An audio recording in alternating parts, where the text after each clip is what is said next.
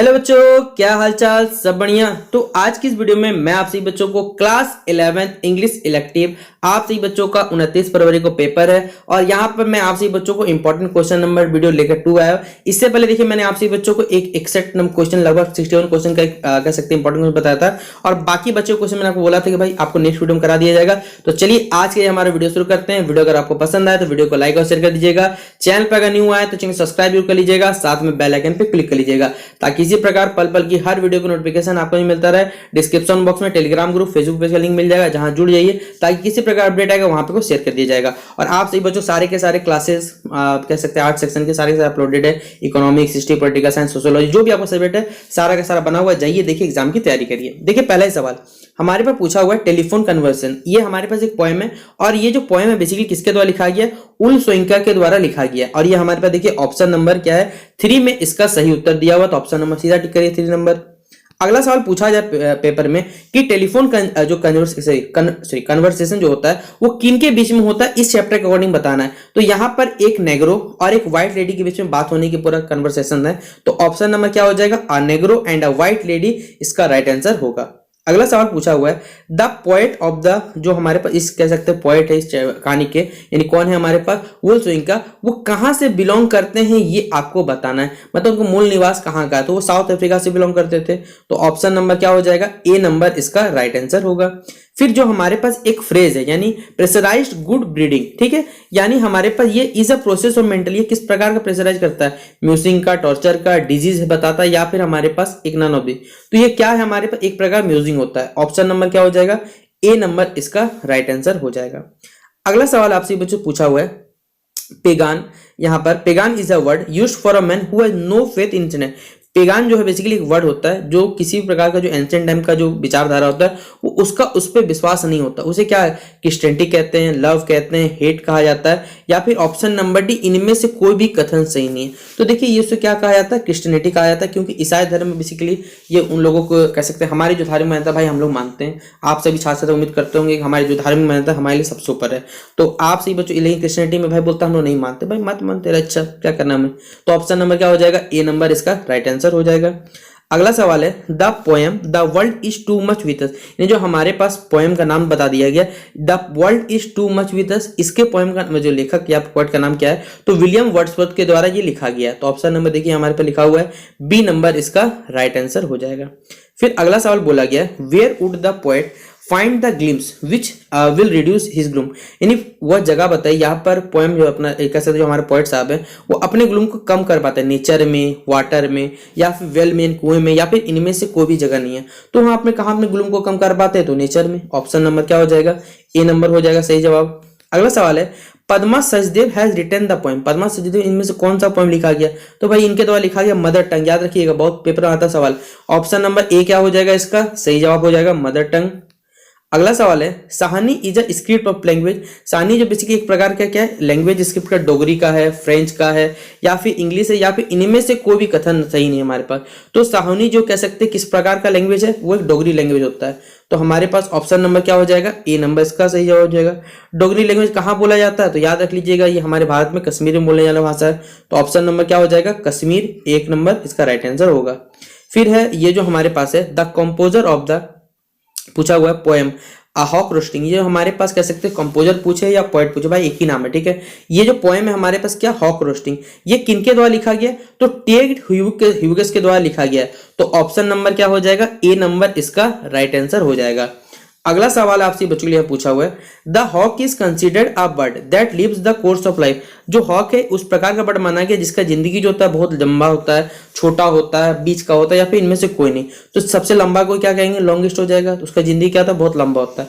Option number क्या हो जाएगा? ए नंबर इसका सही उत्तर हो जाएगा। फिर अगला है the poet has intent fascinate. Poet का कैसे एक इंटेंट फैसिनेट होता है? किसके लिए? बर्ड्स और एनिमल के लिए या फिर किंग्स के लिए, क्वीन के लिए या फिर इनमें से कोई भी कथन सही नहीं है। तो उसका एक क्या होगा? Option number A birds and animal, option number A right answer हो जाएगा। अगला सवाल है द पोएट फॉर इल्काना। देखिए ये जो हमारे पास पोएम है फॉर इल्काना, ये पोएम किसके द्वारा लिखा गया है बताना है। और याद रख लीजिए पोएम किसके द्वारा लिखा गया, निसीम एजिकल के द्वारा लिखा गया ये पोएम है। तो ऑप्शन नंबर ए हो जाएगा। और ये वाला सवाल पेपर में आता है द थ्री पेशेंट्स आर, ये वाला सवाल एकदम वीवीआई कर लीजिएगा। कपल एंड देयर सन ये पूछा जाएगा पेपर में सवाल, तो गलती मत करके आ जाइएगा। ऑप्शन नंबर क्या हो जाएगा, ए नंबर इसका सही उत्तर हो जाएगा।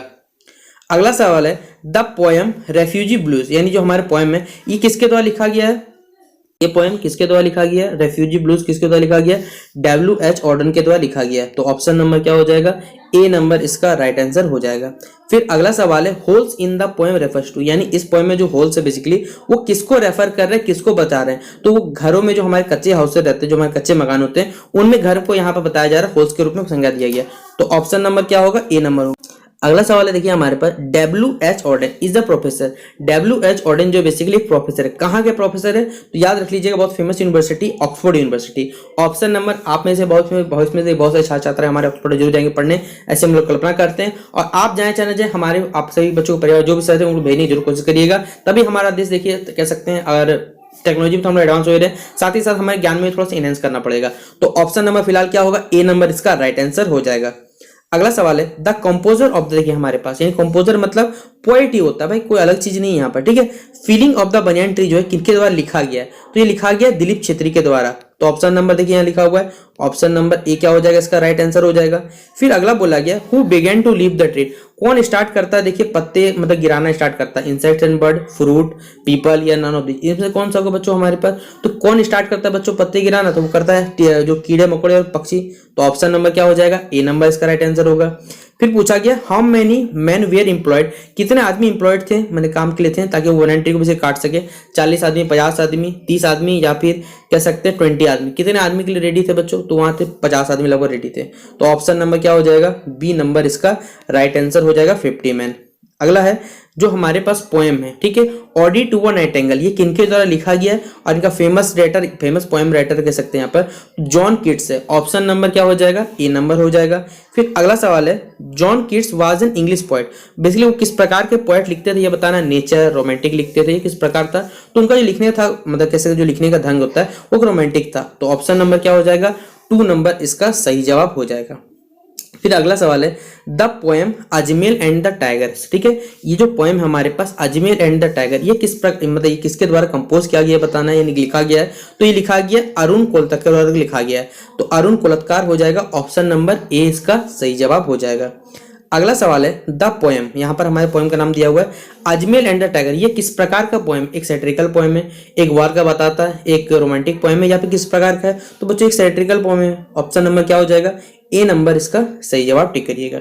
फिर अगला है when whom did Ajmer sign a pact, Ajmer किसके साथ एक पैक्ट यानी समझौता साइन करता है। तो अजमेर के साथ करता है बच्चों, तो सीप डॉग के साथ साइन करता है। और ये कहाँ है देखिए हमारे पास, तो सीप डॉग क्या हो जाएगा, ऑप्शन नंबर 2 इसका राइट आंसर होगा। फिर अगला हमारे पास देखिए सवाल है ये वाला, अब देखिए हमारा कह सकते हैं बुक पार्ट खत्म होता है। अब आपका जो बुक पार्ट में एसी वाला पार्ट है जो हमारा माई वॉच जो चैप्टर है, जो किसके द्वारा लिखा है याद रखिएगा, मार्क ट्वेन के द्वारा लिखा हुआ। और ये पहला ही सवाल देखिए पूछा हुआ है कि the author of the essay my watch is mark Twain, क्या हो जाएगा, ऑप्शन नंबर है। पेपर में आया हुआ सवाल है, देखिए ये पूछेगा हाउ मेनी वॉच मेकर, कितने वॉच मेकर ने बेसिकली एक्सपेरिमेंट किया ताकि लेखक जो ऑथर ऑथर का जो घड़ी जो ठीक कर सके।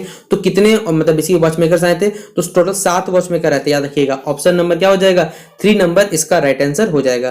फिर जो वॉच है उसमें से देखिए किस प्रकार का साउंड आ रहा था, बार्किंग का, विजिंग का, वूपिंग का, या फिर इनमें से सभी के सभी कथन सही है। तो जो वॉच है उसमें घड़ी में तरह तरह का आवाज आ रहा था, तो तीनों ही सही है हमारे पास, इसलिए क्या हो जाएगा, ऑप्शन नंबर डी हो जाएगा इसका सही जवाब। अगला सवाल बोला कि यहाँ पर आपसे बच्चों के लिए द ऑथर्स वॉच क्या होता है, वर्क स्मूथली फॉर, ऑथर का जो घड़ी है वो आराम से काम करता है कब तक, 18 महीने, 2 महीने, 4 महीने या फिर 12 महीने। तो उसका घड़ी 18 महीने वो सही काम करता है, ऑप्शन नंबर ए हो जाएगा सही जवाब।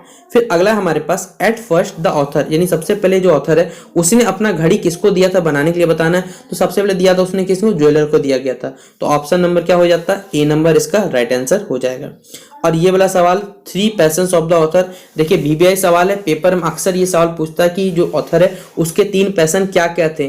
तो तीनों पैशन याद रखना है आपको, लव, नॉलेज एंड सफरिंग, प्यार, ज्ञान और सफरिंग यानी दुख, दर्द, पीड़ा, सब कुछ है। ऑप्शन नंबर ए में हो जाएगा right answer.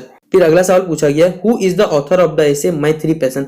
My three passion की जो एसे है, मतलब जो कह सकते हैं ऑथर है, वो किनके द्वारा लिखा गया है? बर्ट्रैंड रसल के द्वारा लिखा गया है। तो ऑप्शन नंबर क्या हो जाएगा हमारे पास? ए नंबर इसका राइट आंसर होगा। फिर अगला है, व्हेन साइंस अराइव्स, जब साइंस आता है, ये क्या कहते हैं? लिटरेचर को एक्सपेल करता है। ये जो कथन है बेसिकली, ये कथन किसके द्वारा कहा गया था, ये आपको बताना है। और ये चैप्टर हमारे पास पैटर्न और क्रिएटिविटी का, जिसके लेखक है एस चंद्रशेखर। तो ये कथन फिलहाल किसके द्वारा दिया गया था, ये हमको बताना है। तो ये कथन दिया गया था लोवेस डिकिंसन के द्वारा दिया गया था। तो ऑप्शन नंबर क्या हो जाएगा? ए हो जाएगा। फिर देखिए वही हमारे पास ऑथर पूछा गया है, पैटर्न ऑफ क्रिएटिविटी कौन लिखा गया है, तो वो से अच्छा वो क्या थे बेसिकली हमें ये बताना है। एक एस्ट्रोफिजिस्ट थे, एक केमिस्ट थे, डॉक्टर थे, क्या थे? तो एस्ट्रोफिजिस्ट थे। ऑप्शन नंबर ये हो जाए। किसकी बात हो रही है? तो एस चंद्रशेखर की बात होती है, ये भी याद रखिएगा। अगला है, पैटर्न्स ऑफ क्रिएटिव, ये किस प्रकार का एक एक्सट्रैक्ट है? तो याद रख लीजिएगा, ये सच्चाई और क्या सुंदरता के बारे में बताता है। और सच्चाई सुंदरता क्या कहते हैं? Option number B, truth and beauty कहा जाता है इसे। फिर अगला सवाल आपसे बच्चों पूछा यहाँ पर, S Chandrasekhar was an eminent. S Chandrasekhar क्या थे बेसिकली? तो एक एस्ट्रोफिजिस्ट थे, अभी हमने जस्ट पढ़ा, और साथ ही साथ वो क्या थे? नोबेल प्राइज विनर भी थे। तो ऑप्शन नंबर क्या हो जाएगा? ए नंबर इसका सही उत्तर हो जाएगा। फिर अगला सवाल है, और ये वाला सवाल देखिए फिर पूछा जाता है कि मुंडा जो जनजाति बेसिकली वो भारत में हमारे किन राज्यों में रहती है? तो बेसिकली झारखंड, मुख्यतः झारखंड, वेस्ट बंगाल और असम में पाई जाती है। तो ऑप्शन नंबर क्या हो जाएगा? ये हो जाएगा। उड़ीसा के देखिए कुछ भागों में पाया था, लेकिन ऑप्शन हमारे पास उड़ीसा नहीं है, हम उड़ीसा पर टिका थे, क्योंकि उड़ीसा के कुछ भागों में मुंडा जनजाति रहती है। अब हमारे पास अगला सवाल है, what is the meaning of होरान या फिर मुरा। देखिए मुंडारी में बेसिक लैंग्वेज में होरोहन या फिर मुरा किसको कहा जाता है? जो घर का बेसिकली हेड होता है। तो घर का हेड हमारे पास क्या हो जाएगा? हेड, सॉरी घर का हेड बोल रहा हूँ, गांव का जो हेड होता है उसे कहा जाता है। तो हेडमैन ऑफ द क्या हो जाएगा बच्चों? विलेज इसका राइट आंसर हो जाएगा। ये जो हमारे पास कहानी है ट्राइबल वर्ड्स, ठीक है, द ऑथर ऑफ द, इसके लेखक का नाम क्या है? तो जी एन देवी नाम है हमारे पास, याद रखिएगा। और ये देख लेते कहाँ ऑप्शन है, ये देखिए ऑप्शन नंबर ए में। तो जी एन देवी क्या हो जाएगा हमारे पास? इसका राइट आंसर हो जाएगा।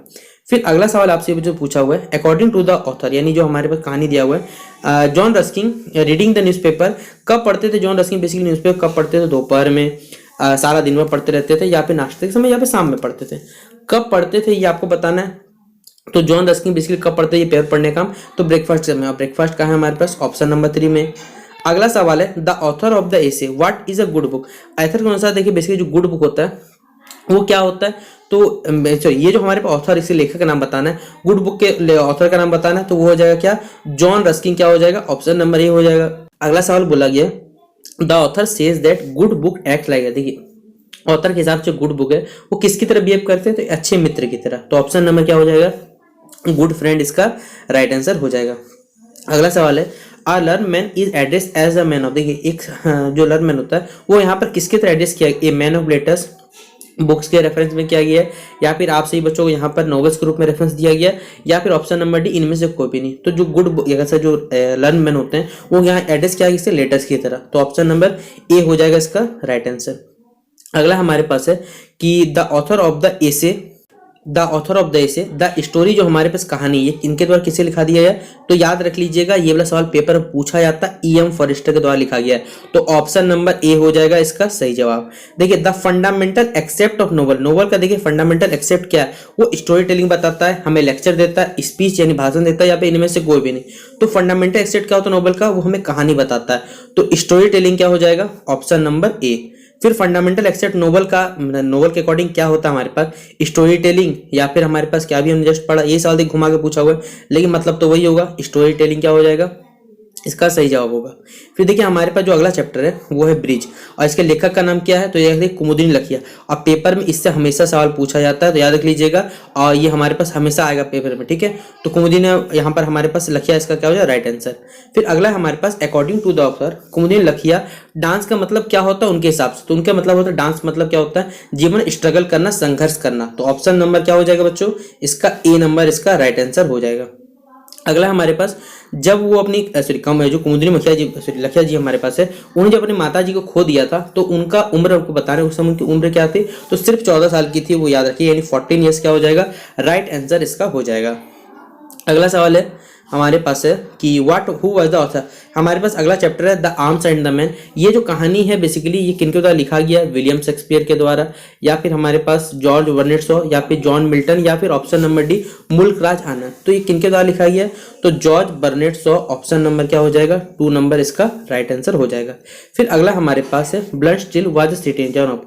ब्लड स्टिल जो था वो कहाँ का सिटीजन था, सर्बिया का, स्विट्जरलैंड का, इंग्लैंड का या बुल्गारिया का। तो वो कहाँ का निवासी था बच्चों, तो याद रखिएगा वो स्विट्जरलैंड का निवासी था। तो ऑप्शन नंबर बी हो जाएगा।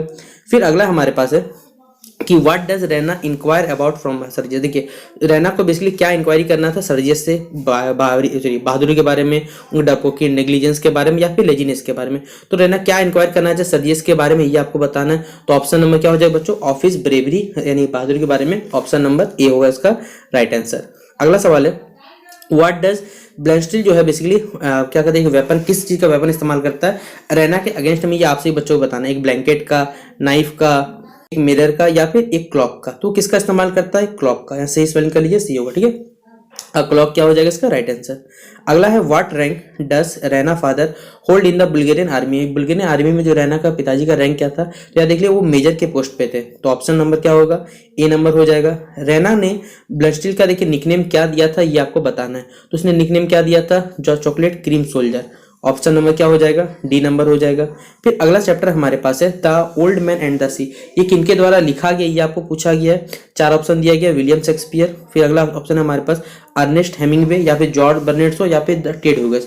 तो ये किसके द्वारा लिखा गया बच्चों, याद रखिएगा अर्नेस्ट हेमिंगवे। ऑप्शन नंबर 2 हो जाएगा। अगला सवाल है यहाँ पर of what did Santiago always dream. Santiago basically किसका सपना देखता था, ये आपको बताना है। अपनी पत्नी का, मेलोलिन का, फिश का, या फिर लायंस का। तो वो किसका सपना दिखता था बच्चों, हमेशा ये हमको बताना है। तो लायंस का दिखता था। ऑप्शन नंबर क्या होगा, डी नंबर लायंस हो जाएगा। फिर अगला बोला है इन विच मंथ डज द, ये जो कहानी है पूरा ये कौन से मंथ में घटता है, ये आपको बताना है। तो कौन सा घटना था, सितंबर मंथ का। तो ऑप्शन नंबर सी होगा। फिर अगला है सेंटियागो जो था बेसिकली वो कहाँ का था, ये आपको बताना है। तो याद रखिए वो क्यूबा का था। Option number A. और इसी प्रकार देखिए हमारा जो पूरा कह सकते हैं इंपॉर्टेंट क्वेश्चन था क्लास 11 इंग्लिश सिलेक्टिव का कंप्लीट होता है। टोटल मैंने आपसे बच्चों 122 क्वेश्चन करा दिया है। कुछ मॉडल सेट भी करवा दिया है, कुछ इंपॉर्टेंट क्वेश्चन बता दिए, इससे पहले ग्रामर सेक्शन करवा दिया। अब आराम से यही पेपर देखना, 40 में 40 सवाल आपसे बच्चों आराम से ही हो पाएगा। बाकी आपसे बच्चों से मिलते हैं नेक्स्ट वीडियो पे, तब तक के लिए जय हिंद जय भारत। वीडियो पसंद आया तो शेयर करने में और लाइक करने में कमी मत करिएगा, जितना हो सके कर दीजिएगा, ठीक है। चलिए मिलते हैं नेक्स्ट वीडियो पे, तब तक के लिए जय हिंद जय भारत। और साथ में आपसे बच्चों को best of luck for examination.